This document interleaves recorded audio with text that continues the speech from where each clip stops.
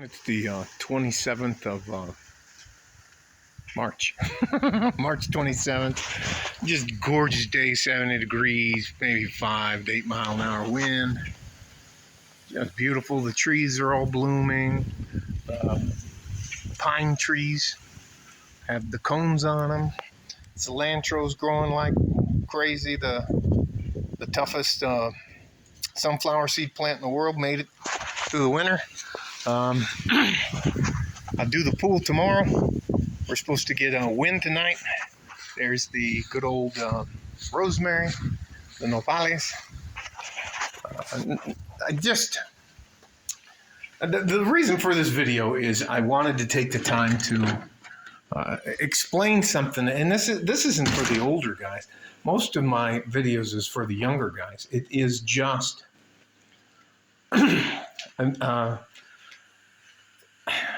he came, it doesn't matter. His name is Jose Hernandez. Jose Hernandez came by. He's 15 years old. And he wants to change the world. He wants to be in politics. He keeps his nose clean. He's not a problem. But he said something stupid when he was angry, and he's afraid that he kind of derailed everything for that. And I just want to tell you guys something. You're supposed to mess things up. You're supposed to make mistakes. But if they're if it's in part of a misunderstanding, and as you get older, you're going to realize that you don't have to be right. If someone has a completely opposite view on things than you do, it doesn't mean that you're right and they're wrong. There's a lot of demonization going on out there right now. It's either you're with our tribe or you're not with our tribe. For the most part of my life, I've been what's called a moderate independent. This last couple of elections, actually, because the left got so crazy with Antifa and all that stupid crap they got going on, I'm now a registered Republican. And the different stances on the 2A and taking care of it, it's just very different than the liberal mindset. But it doesn't mean that we can't compromise with people. And nowadays, it's all about the gotcha. Making somebody look stupid or making fun of their opinion. And that's not a way to solve anything. And listen, again, young guys, yes, it's okay. Of course you need to make your point, but in a debate, you're not supposed to call the other guy an asshole. And that was, and they stopped the debate. He's in the debating club. Is that a club? I got a GED. I don't know shit about all this stuff. I know there's a bunch of stuff like chess club and football and basketball. I know about the sports and some of the clubs, but I didn't know debate was an actual thing in high school. So,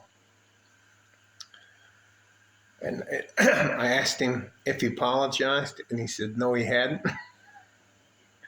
And I said, well, now that you think about it, was that the right thing to say? And when I first asked him that question before we started talking, he was like, "You're damn right," because I'm right.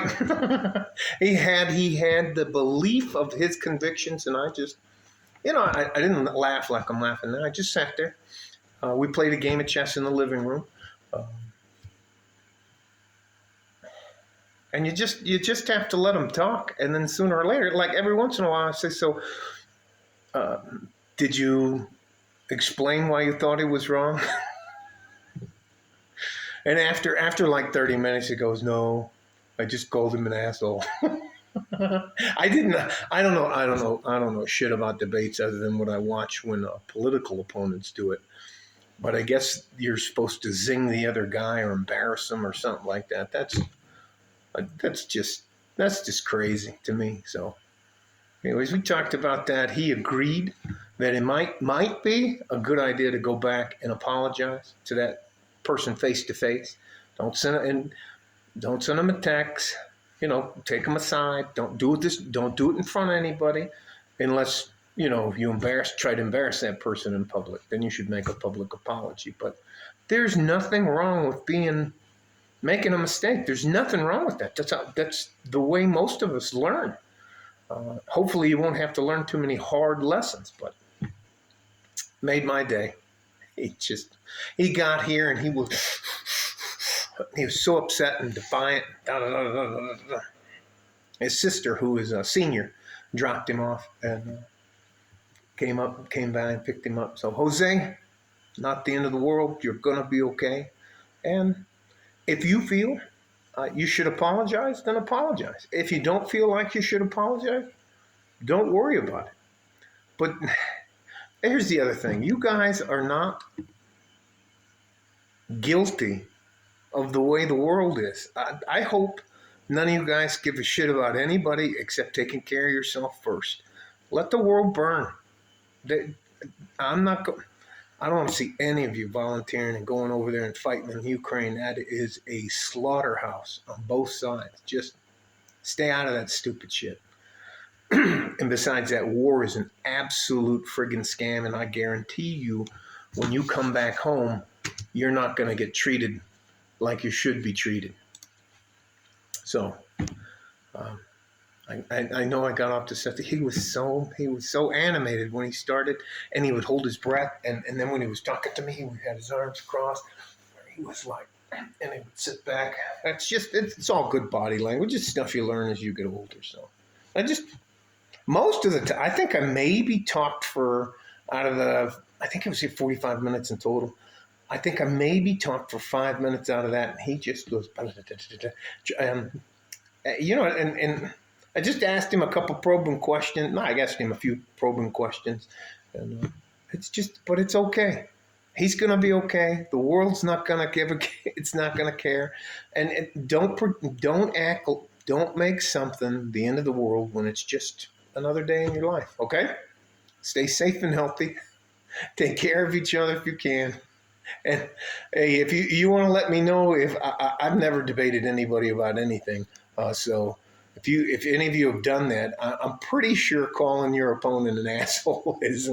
He even had these little 3x5 cards that they were points or something, or quotations, or what did he call them? Citations that he had listed on for the argument, but he lost his temper. And you're 15, your brain's 10 years from being fully developed. So give yourself a fucking break. It's not the end of the world. Stay safe and healthy. Take care of each other if you can. And if you can't, for God's sakes, take care of yourself. You're way more important than anybody wants you to believe. Like a fart in a G-string from West Texas, El Paso. I'm out of here. Bye-bye.